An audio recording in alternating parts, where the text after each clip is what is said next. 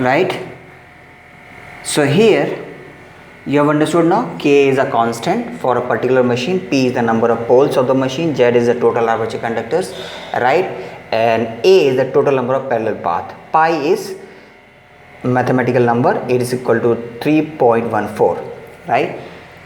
So this is Ka is a number, so you got T is equal to K phi Ia, right? You understand?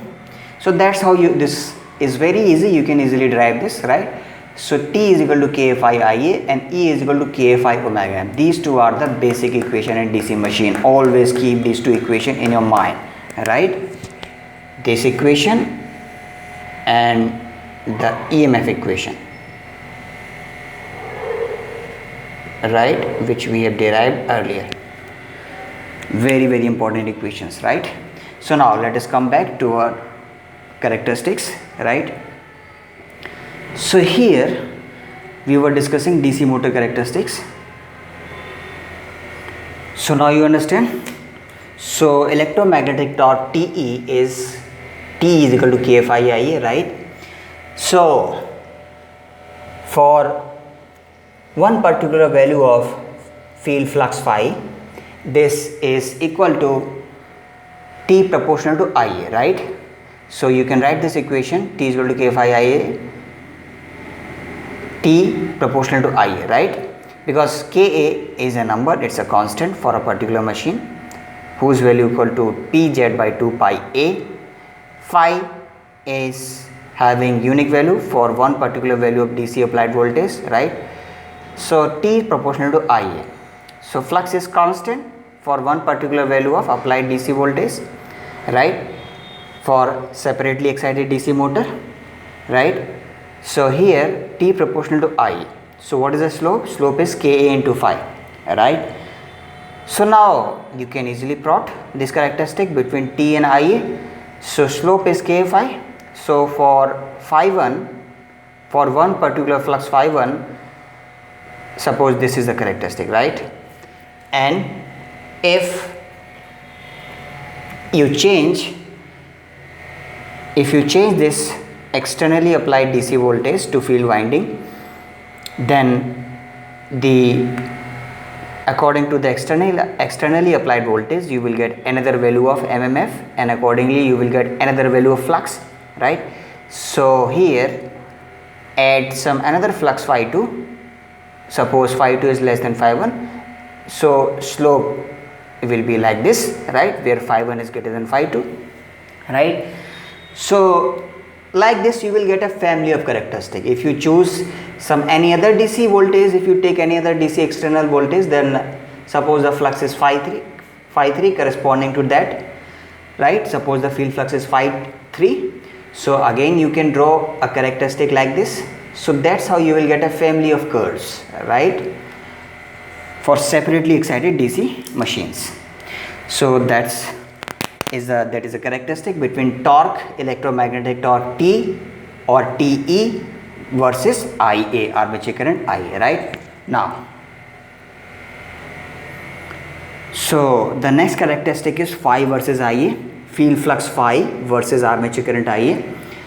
So here I told you that for one particular applied DC voltage your flux is constant for separately excited DC machine, right? So here with respect to armature current, see what is the variation of this flux.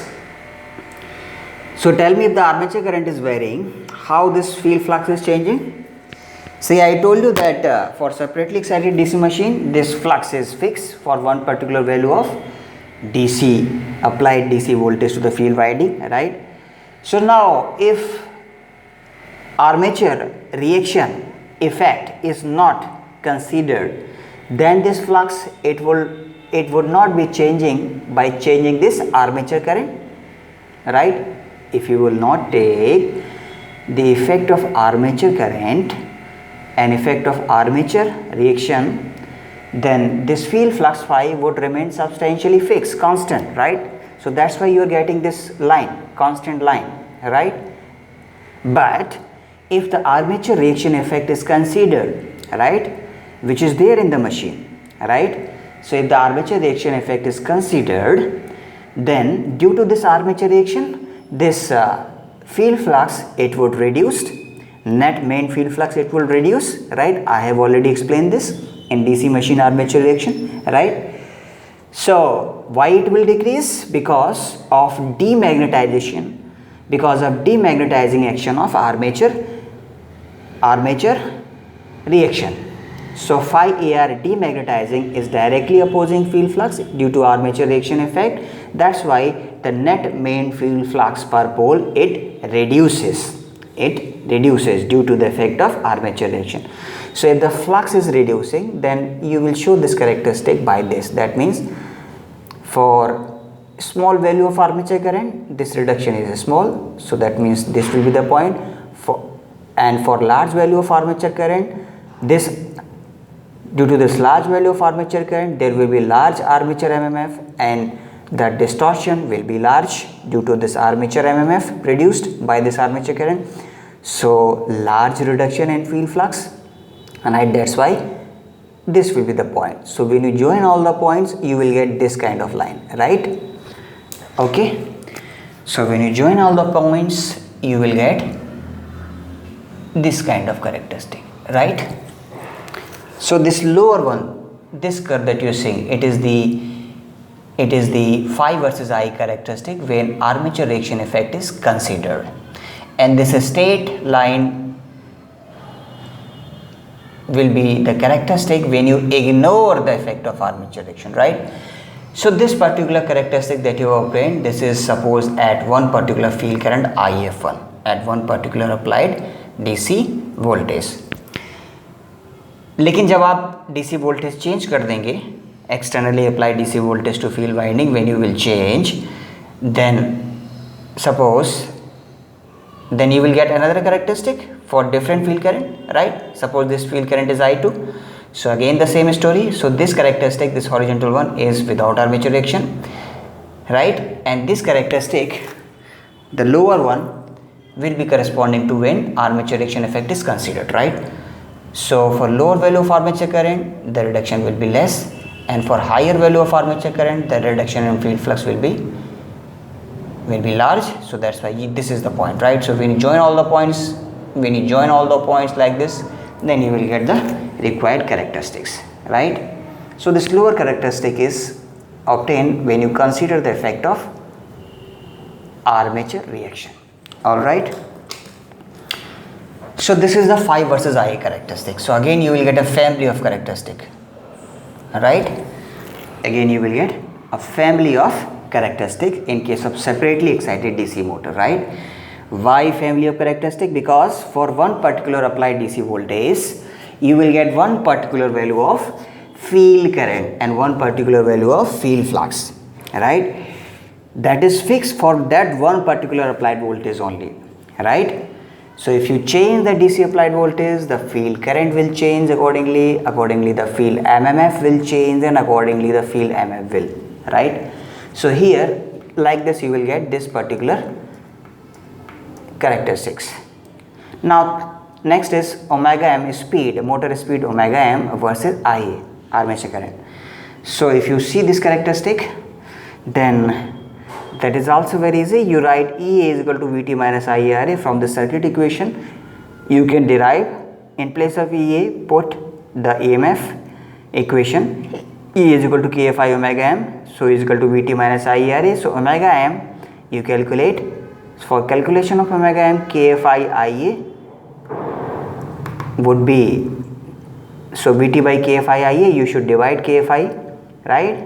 So you will get VT by KFI and minus IARA by KFI. So again when you plot characteristic between omega and IA, you will get this whole equation. So this is Y is equal to C minus MX type equation, which you can easily plot. C is the intercept on this vertical axis on which motor speed has been plotted, and on this horizontal axis the armature current has been plotted. So slope is minus RA by KFI, right? Or you can say droop is RA by KFI, right? So for one particular value of flux, suppose it is phi1, characteristic will be like this. It will be falling characteristic. It will be falling characteristic like this, falling, or you can say drooping characteristic like this. And for phi 2, the characteristic will be this one, right?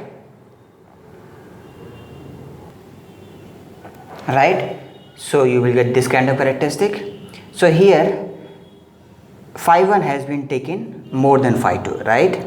So phi 1 is more, that means it is in denominator phi 1, right? So phi 1 is more than phi 2, that means this characteristic, the droop of this particular characteristic for higher value of field flux phi 1, the droop will be less, right? So you will get this kind of characteristic, right? And for phi 2, which is less, the droop or fall will be more, so you will get this kind of characteristic. So what is the intercept on vertical axis? It is Vt by k phi, right?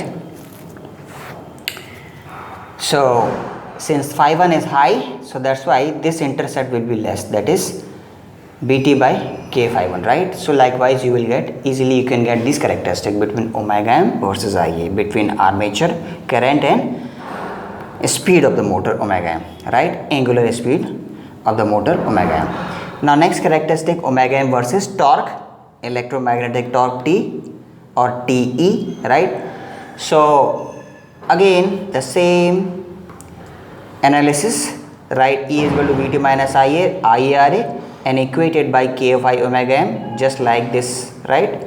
And from here calculate omega m. So omega m Vt by k phi minus IaRa by k phi, right? The same step. Now you know Te, electromagnetic torque T or Te is equal to k phi Ia. From here calculate Ia, that is T by k phi, T by k phi, right? So now put this value of Ia in this equation, put Ia here, that means put Ia is equal to T by k phi here, and you will get omega m is equal to Vt by k phi minus Ra divided by k phi square. So this is again y is equal to c minus mx type equation. What is the difference between this and this? See here,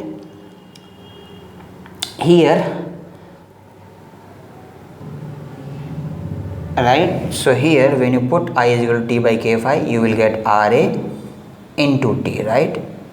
T, right? Divided by k phi square, right? So this is again y is equal to c minus mx type equation. Y is vertical axis, which is speed, motor angular speed omega m, and x is the horizontal axis on which electromagnetic torque has been plotted, T, right? Has been plotted. So likewise you can plot these curves, right? So this is again y is equal to c minus mx type equation, right? So you will get this kind of characteristic with these droops, right? All right, so again you will get the similar type of characteristic. The only difference is in the droop, right? Since it is Ka phi 2 square in denominator, so droop will be more comparative to the previous characteristic, right? So again here phi 1 is greater than phi 2, here phi 1 has been taken greater than phi 2, right? So phi 2 is less, phi 2 has been taken less, so that's why its intercept will be higher, because phi 2 square is in denominator, right? So for phi 1 greater than phi 2, you will get these kind of characteristics. So this is omega m versus torque characteristic, right? So now we will discuss DC shunt motor, right? So DC shunt motor characteristics, see how to draw this. So when you plot all the characteristic which we have plotted for DC separately excited machine motor, then have a look at it. For DC shunt motor, this is a circuit of DC shunt motor. Vt is the input supply voltage at the terminals. This plus minus Ea, this circle represent the armature. Induced EMF across the armature is Ea, right? Suffix A stands for armature, suffix T stands for terminal, suffix F stands for field. So IF/RF is a field winding current and field winding resistance. So field winding is directly connected across armature terminal in parallel with armature terminal, or you can say they are directly connected across the terminal supply input voltage Vt, right? So that means this voltage, this particular voltage will be equal to this voltage, and this voltage will be equal to this voltage, because they are all in parallel, right? Now field flux phi, it will be function of field current, and field current is nothing but the voltage across this field winding divided by field resistance. So If is equal to Vt by Rf, right? So Vt is the rated voltage, right? It's a fixed value until unless you change it, right? And Rf is the field winding resistance, which is again a fixed value. At the design stage, you design this field winding resistance. So this field flux for DC shunt motor remains constant, or you can say fixed, as long as terminal voltage Vt and Rf are fixed, right? So this field flux value for DC shunt motor is a fixed value, right? So if you will not change Rf and if you will not change terminal voltage, then this flux, field flux would remain fixed, right? And if you change the field winding current by changing the field winding number of turns, then it will have slight change, right? So here, so shunt motor characteristics are exactly of the same nature, right, as the characteristic of a separately excited DC motor, except that in each characteristic in DC shunt motor, the characteristic has only one curve, right? Because flux of DC shunt motor will be having only single value, right? For one particular value of Vt and Rf, the flux of shunt machine will be having a unique value, only one value, right? While in case of separately excited DC motor, the family of these curve is obtained, right? Because they are in separately excited, by the change of external DC voltage, the flux will be changing, right? So as long as the flux remain fixed in DC separately excited, say separately excited machine, due to the fixed one particular value of applied DC voltage to field terminal, right, their value of the flux for one particular value of DC voltage of the field winding, it is unique, right? So for fixed DC voltage, flux is fixed in separately excited DC machine, right? But if you change this VDC, flux will also vary, right? So here the only difference between characteristic between separately excited and DC shunt motor is that in DC shunt motor you will get only one value of flux, right? While in case of separately excited DC motor, flux is multi-value depending on the applied DC voltage, right, to field winding in separately excited motor. So likewise you can draw all the characteristics of DC shunt motor, right?